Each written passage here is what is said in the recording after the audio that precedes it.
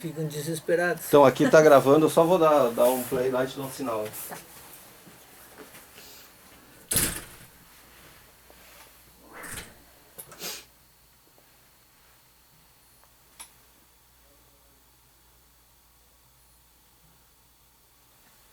Então, professor, bom dia.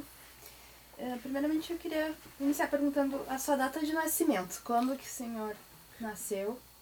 Bom dia. Eu nasci em 29 de janeiro de 1962 em Santana do Livramento. E viveu em Santana do Livramento toda a tua infância? Como é que tu veio pra cá? Isso, eu saí de Santana do Livramento no dia 1º de janeiro de 1980. Tinha ainda 17 anos, quase 18 anos, e vim para Porto Alegre para estudar. Na época era assim, todo mundo tinha que sair das cidades do interior, porque não tinha, como tem hoje, faculdades à disposição. Hoje tem várias faculdades em Livramento. Na época tinha 1 ou 2 cursos, contabilidade talvez, e administração. Então todo mundo saía. E o senhor já saiu de lá para cursar jornalismo? Com certeza, eu vim de lá, mas claro, para cursar jornalismo sim, mas também tinha outras perspectivas, fazer direito, fazer história. Acabei fazendo um pouquinho de direito e depois fiz a faculdade de história. Teve influência da família, algum dos cursos que o senhor fez? Não. A família talvez quisesse mais direito, essas profissões assim mais clássicas. Teve influência muito de ficar escutando a Rádio Guaíba, os narradores da Rádio Guaíba, os comentaristas, Lauro Quadros e outros. Então teve mais essa influência. E no período da faculdade, seus 3 cursos, em que período o senhor fez eles? Todos, eu comecei aqui em 1980, aqui na PUC, fazendo jornalismo, e depois eu tive uma passagem pela URGS fazendo direito, e depois, a partir de 1982, eu fiz aqui na PUC História também. Então, quando chegou, eu me formei no final de 1984, eu terminei bacharelado e licenciatura em História e jornalismo, terminei ao mesmo tempo. Chegou a terminar o curso de Direito? Não, Direito eu não terminei, não. Direito foi uma curta passagem. E quando ainda cursava jornalismo, qual foi a sua experiência já dentro da área? Fez estágios? Na época não tinha tanto estágio como tem hoje. E também eu estava fazendo História e Jornalismo, então eu fiquei muito voltado aqui para a própria faculdade. Quando eu estava terminando, aí sim, a gente fez um jornal aqui, que foi uma experiência legal, com várias pessoas que hoje estão no jornalismo, que era um jornal nosso aqui interno, se chamava O Mal Criado. E depois nós fizemos depois fomos trabalhar num jornal de comunidade em Viamão, a Folha de Viamão, criado por uma colega nossa, a Ruvana de Carpe. E depois fui para a Zero Hora. Então não teve muito assim essa coisa de estágio. Teve mais umas experiências, uma de jornalismo alternativo. A gente fez um outro jornal de humor também, que teve umas 6 edições, que foi o The Porto Alegre Times. Então eram mais experiências assim alternativas, jornal de comunidade, jornal de humor, jornal universitário, do que propriamente estágio. E conta um pouquinho da tua entrada para a carreira jornalística, assim, logo depois da faculdade, que hoje em dia é bastante diferente, né? Como o senhor disse, a gente já inicia, às vezes, dentro do curso. Como é que foi para o senhor essa experiência? Eu demorei um pouquinho, porque eu estava assim mais voltado para a universidade. Mas eu estava meio indeciso quando eu terminei, se eu queria mesmo ir para o mercado, ou se eu queria fazer mestrado, doutorado. Estava meio indeciso se eu ia seguir mais o jornalismo, ou mais as ciências humanas, a história, quem sabe a ciência política. Então eu demorei um pouquinho. Mas aí no final de 1986, eu me formei quase 2 anos depois, eu fiquei mais ou menos 2 anos meio paradão aí, mais voltado para a universidade. Aí no final de 86 eu fui para a editoria de esportes na Zero Hora. Surgiu uma oportunidade, eu estava fazendo um curso de especialização em jornalismo aqui na PUC, e alguns dos professores eram jornalistas da Zero Hora. Então veio uma jornalista conhecida, Núbia Silveira, era editora de geral na Zero Hora. Eu estava fazendo a disciplina dela, ela disse, olha, tem uma vaga lá na Zero Hora. Ela me indicou e eu fui, fiz um teste e entrei. Mas realmente é bem diferente de hoje, porque eu já estava formado há praticamente 2 anos. Mas também era uma coisa muito minha, outros já tinham começado antes, os meus colegas tinham começado antes. Muitos começaram até durante o curso. Davi Coimbra, por exemplo, começou durante o curso. É que eu estava muito assim dividido entre a universidade e a perspectiva de ser jornalista no mercado. E quando é que você iniciou a sua carreira no radiojornalismo? Bom, essa é bem mais recente, porque apesar de ter feito jornalismo por influência do rádio, eu escutava a Rádio Guaíba, eu gostava do Lauro Quadros, era a Copa do Mundo de 1970 no México, aquilo tudo era assim muito deslumbrante. Eu queria fazer igual. Mas eu era um menino lá em Santana do Livramento, nem sabia como é que se fazia isso. E depois, quando eu vim para Porto Alegre e estudei jornalismo, eu percebi que tinha um elemento complicador. Assim. Primeiro, que eu gostava de escrever. E segundo, que o rádio era ainda diferente do rádio de hoje. O rádio era muito baseado em vozes, grandes vozes, vozeirões, como se diz. Eu não tenho voz, então eu não tinha muita perspectiva no rádio, nunca pensei nisso. Fui fazer jornalismo impresso. Mas o jornalismo, com o passar do tempo, abre uma série de possibilidades. Então, de repente, eu estava fazendo televisão. E aí surgiu a possibilidade de fazer rádio. Eu estou em rádio desde 2004. Mas assim, foi progressivo. Em 2004 eu fui para Guaíba fazendo uma participação em programas esportivos. Depois isso foi, inicialmente era uma vez por semana, depois foi aumentando. E a partir de 2008 eu entrei de fato, assim, com uma participação diária no programa do Rogério Mendelski, contratado e tudo mais. E depois, a partir de 2010, surgiu a oportunidade de fazer um programa meu. Então aí realmente eu passei a ter uma carreira, que é a esfera pública na Rádio Guaíba, aí eu passei a ter uma carreira de, digamos assim, de apresentador de programa de rádio diário. Foi aí até que eu descobri que tinha coisas assim que eu nem tinha, por exemplo, o curso obrigatório que agora é na Landel de Moura. Eu tive que fazer esse curso. Eu achava na época que quem saía aqui da faculdade saía pronto para todas as atividades de rádio. Acho que deveria ser assim, porque a faculdade dá toda a formação, mas na verdade do ponto de vista legal não é assim. Então, bem tardiamente, eu tive que fazer o curso lá de radialismo da OCIP Landel de Moura. E eu vejo que o senhor é bastante ativo nas redes sociais também, com o seu blog, que tem bastante repercussão. Como é que é esse contato com o público a partir do programa, que gera polêmicas, ainda mais no ambiente atual que o Brasil vive? Como é que é essa troca de informações e contato? Eu acho que tem que explorar todas as possibilidades. Então, as redes sociais sempre me interessaram, assim, por que não usar? Então, eu tenho Twitter, Facebook, tenho blog. Agora, eu interliguei tudo. Eu não tenho tempo assim para ficar, alimenta um, alimenta outro, alimenta outro. Na verdade, o que eu faço? Eu alimento meu blog todos os dias. E eu coloco postagens no Twitter, que está interligado com o Face. Eu raramente coloco postagens no Face diretamente. Eu acho que os jornalistas gostam mais do Twitter do que do Face. Porque é mais rápido, é uma mensagem, mas assim, é a manchete da coisa. De vez em quando tem um texto mais longo, um textão para colocar, eu coloco lá no Face. Mas normalmente também isso vai direto no blog. O certo é o seguinte, eu acho que essas redes são interessantes, elas dão autonomia, elas dão liberdade, elas permitem que cada um possa se expressar. Eu gosto bastante. É um espaço também que tem uma nova dinâmica que ainda se está buscando entender e controlar. Porque ali tem muita troca, mas é uma troca que nem sempre é uma troca assim de alto nível. Nas redes sociais vale tudo. Então, tem muito insulto, tem muito elogio, tem muita briga, tem muita polêmica, mas nem sempre uma polêmica de altíssimo nível, não. É meio assim, chute na canela. Mas é um espaço que tem que se apropriar, porque é incontornável e cada vez mais eu creio, vai ser utilizado e vale a pena. Então uma coisa alimenta a outra. O jornal, rádio, internet, para mim são elementos que estão cruzados. Um favorece o outro.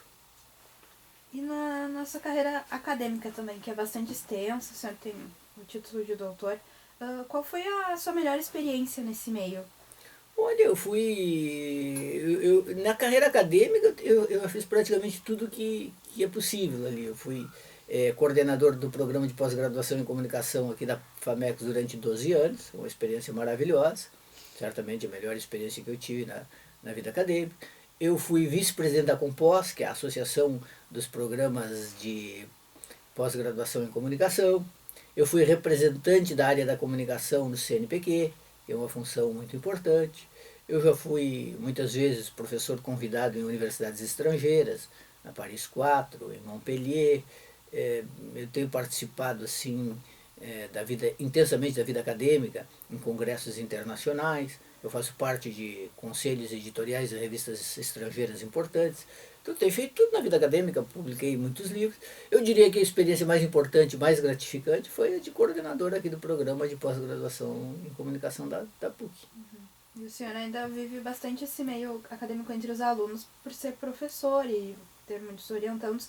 Como é essa relação de uma vasta experiência em todas as partes do jornalismo para contribuir com os alunos?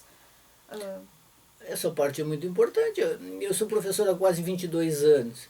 Eu já orientei, já concluíram, já defenderam dissertações e teses comigo, mais de 40 mestrandos e doutorandos.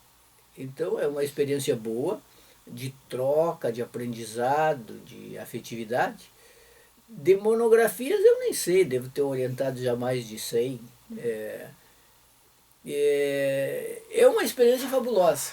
Certamente é talvez a melhor parte, na medida assim que é um trabalho que a gente vê começar, se desenvolver, se concretizar, tem um resultado. Sabe? Assim, desde o primeiro dia que tu encontras um estudante, que diz, tem uma ideia, até um momento que tem lá aquele volume, sabe assim, pronto, que vai para uma banca, e que muitas vezes é um trabalho muito bom.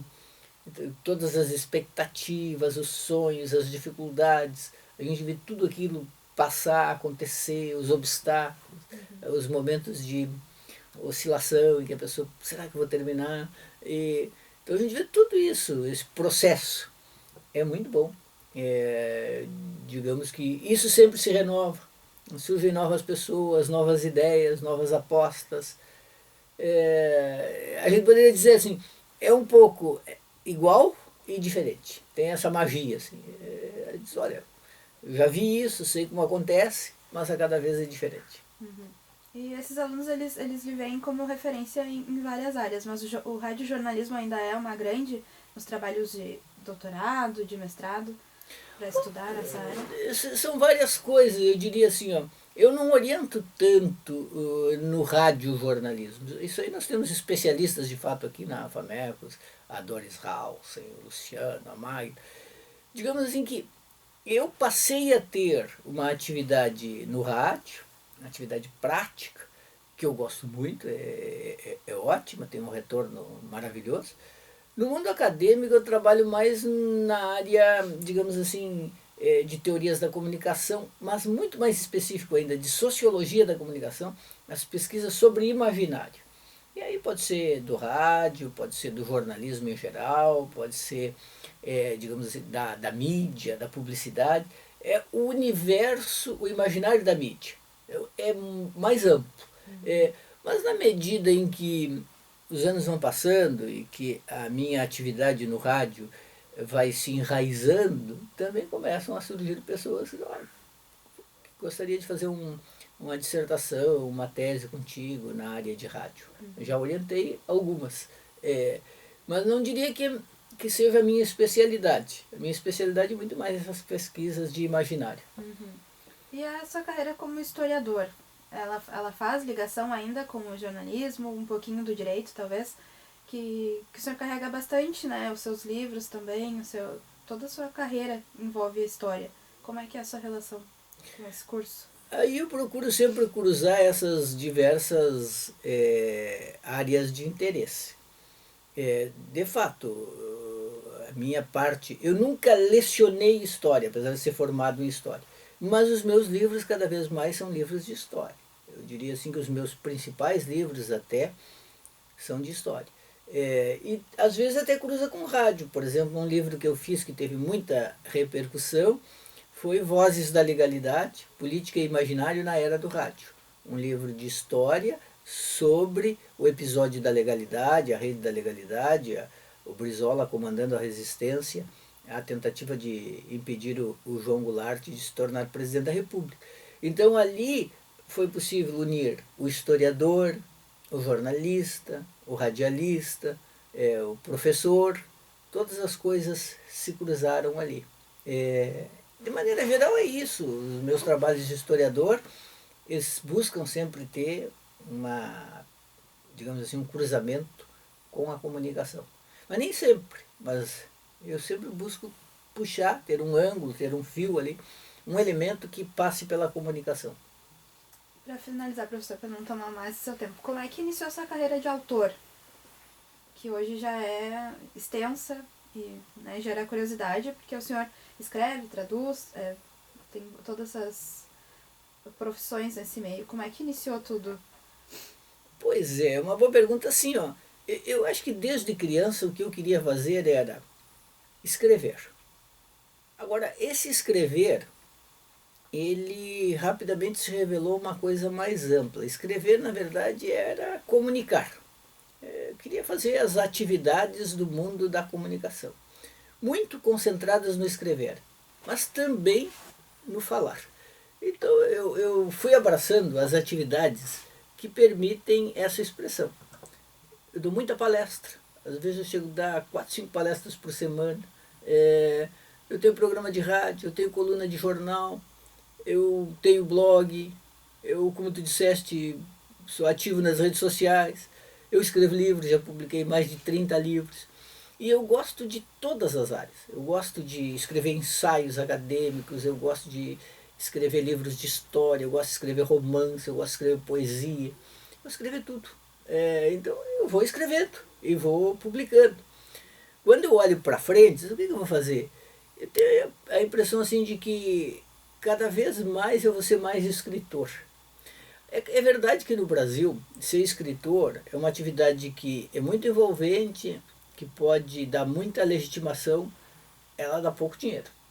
Então normalmente a gente acaba tendo outras atividades. Eu profissionalmente sou professor, jornalista, radialista e gosto disso. Não faço só para ganhar dinheiro, mas é verdade que é isso que me sustenta. E escrevo livros que dão muito retorno de prestígio, de imagem e menos dinheiro.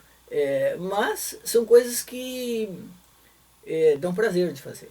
Então eu imagino assim que, salvo acidente de percurso, eu vou continuar fazendo essas coisas todas assim.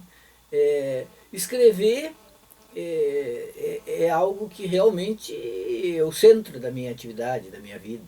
Eu escrevo todo dia, eu escrevo muito. Eu escrevo várias coisas ao mesmo tempo, eu escrevo a coluna todo dia, eu escrevo livros ao mesmo tempo. E essas coisas vão se embaralhando, se misturando e vão acontecendo. O tempo acaba sendo... Existe tempo para tudo, dá para fazer tudo. Então vou fazendo. É claro que algumas são atividades profissionais, que têm um enquadramento bem específico, e outras são atividades mais assim abertas, que mais até médio e longo prazo. Uma coisa é escrever uma coluna que vai imediatamente para publicação, ou então um blog que publica na hora, e outra é preparar um livro, que é uma coisa que você vai trabalhar 1 ano, 2 anos, sabe assim, até a hora de sair o livro, passaram às vezes 2, 3 anos, às vezes até mais. Tem livros assim que eu preparo, tem um livro que eu estou preparando, ele já tem 10 anos, eu ainda não publiquei. Então é outro tempo, outra noção de tempo. Tem que ter paciência. E às vezes, com o passar do tempo também a gente vai aprendendo a não ter pressa de publicar. Não saiu agora, tudo bem, pode sair daqui a 1 ano. É outra relação. Aí já o jornalismo, o interessante do jornalismo é essa coisa do imediato. Publicou, teve a resposta, dá outra resposta. E é nisso que eu estou, já há 30 anos. E parece que começou ontem. Então tá, é isso. Valeu, obrigado. Beleza? Muito obrigado. Muito legal ver Obrigado. um jornalista que está presente em todos esses Exatamente. Valeu. Valeu, obrigado, professor. Obrigado, Até mais, até mais. obrigado.